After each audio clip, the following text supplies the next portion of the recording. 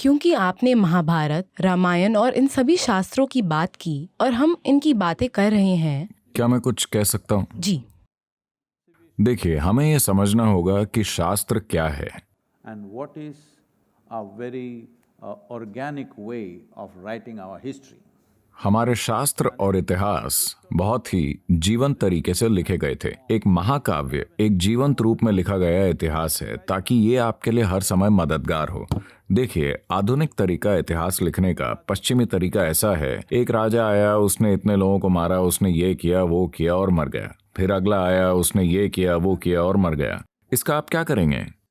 मेरा मतलब 1000 साल पहले कोई जिंदा था या मर गया था, इससे आपको क्या फर्क पड़ता है? पर जब आप रामायण महाभारत पढ़ते हैं तो ये जीवंत कहानियां हैं, ताकि आप आज भी इनसे संबंध बना सकें। तो ये वाकई अतीत से सीखना हुआ। Because the basis of being human is just this. क्योंकि इंसान होने का आधार सिर्फ ये है कि हम दूसरों के अनुभव से सीख सकते हैं। हमारे साथ बकवास होनी जरूरी नहीं है। किसी के साथ कुछ होता देखकर हम सीख सकते हैं। शायद वो 5000 साल पहले हुआ हो, तब भी उनका जीवन देखकर हम अपना जीवन ठीक कर सकते हैं। इसलिए बहुत ही जीवंत तरीके से लिखे गए इतिहास को शास्त्र नहीं माना जाना चाहिए। महाभारत या रामायण शास्त्रों जैसे नहीं हैं, वो सिर्फ कहानियां हैं। इस तरह से लिखा गया इतिहास जो हमेशा लोगों के जीवन में मददगार बना रहेगा। बिल्कुल सही है, मैं यही कह रही हूँ। महाभारत और रामायण का हमारे समाज से बहुत बड़ा संबंध है, और जब आप रामायण को देखते हैं तो सीता के साथ जैसा व्यवहार किया गया था, महिलाओं के ऐसे उदाहरण देखकर पुरुष उनके साथ वैसा ही व्यवहार करना चाहते हैं। इससे निश्चित रूप से भारतीय पुरुषों के मन पर असर हुआ है, इस बारे में कोई शक नहीं है। क्योंकि आपने कहा था कि ये चीजें हम अतीत से सीखते हैं और हमने उन पर नाटक बनाए हैं, उन्हें बहुत अच्छे से प्रस्तुत किया है, बड़े बूढ़े कविताएं सुनाते हैं, रोजाना ये कहानियां सुनाई जाती है।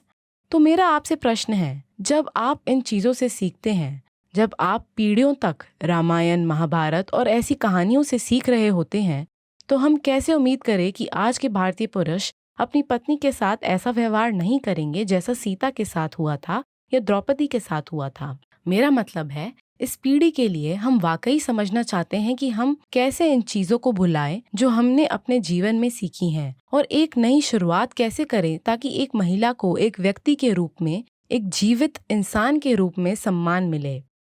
हम अपने बच्चों को ये कैसे सिखाएं? यही मैं सीखना चाहती हूँ। मैं महिलाओं से पूछता हूँ, क्या वो खुद के साथ सीता जैसा बर्ताव किया जाना पसंद करेंगी? मैं आपको समझाता हूँ। मान लीजिए कि आप उत्तर प्रदेश में रहती हैं। आज नहीं, 5000 साल पहले, और एक आदमी ने श्रीलंका से आकर आपका अपहरण कर लिया।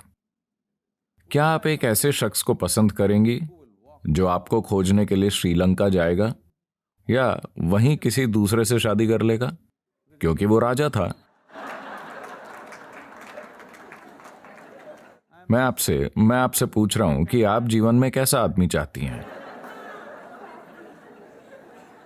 वो आदमी पैदल श्रीलंका गया, लड़ाई लड़ी, पूरा शहर जला दिया अपनी पत्नी को वापस लाने के लिए। ये छोटी बात नहीं है। पर उन्होंने अपनी पत्नी की अग्नि परीक्षा ली, उन्हें अपनी पत्नी पर भरोसा नहीं था। देखिए, हम शब्दों को गलत समझ रहे हैं।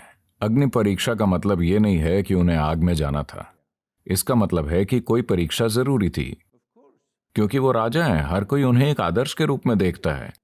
वो कैसे व्यवहार करते हैं, क्या करते हैं, ये बहुत महत्वपूर्ण है, क्योंकि पूरे देश का जीवन उन पर निर्भर है। आज यही सबसे बड़ी समस्या है इस देश में। ये धृतराष्ट्र सिंड्रोम है, तब से लेकर अब तक। ठीक है, तो वो उन दिनों में एक मिसाल कायम कर रहे थे। वो गर्भवती थीं, फिर भी मतलब है कि उनके बेटे पेट में हैं। राजा के लिए बेटे महत्वपूर्ण होते हैं, क्योंकि ये एक साम्राज्य है, पर फिर भी वो उन्हें जंगल भेज देते हैं, क्योंकि वरना देश में परेशानियां होंगी। आप इसे गलत चीज मान रहे हैं। मुझे लगता है कि देश में ऐसे प्रधानमंत्री और नेता होने चाहिए, ताकि चाहे जो भी हो जाए, राष्ट्र की भलाई के लिए वो वही करें जो जरूरी है।